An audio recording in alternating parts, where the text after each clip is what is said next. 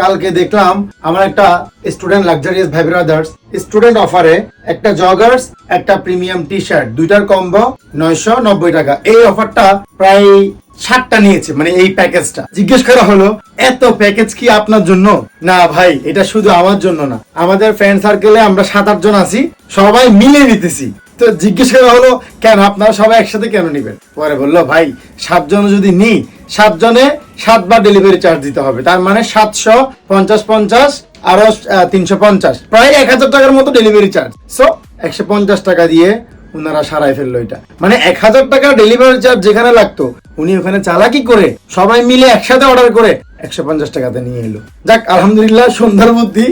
So আমি যদি এই বুদ্ধি আপনাদের সাথে শেয়ার না করি, আপনি শিখবেন কোত্থেকে? শুনেন, আমাদের যে স্টুডেন্ট অফারটা চলতেছে টি শার্ট এবং কি জগার্স দুইটা একসাথে নিতে পারবেন, অথবা শুধুমাত্র টি শার্ট মিনিমাম 3 পিসও আপনি প্যাকেজে স্টুডেন্ট অফারে নিতে পারবেন।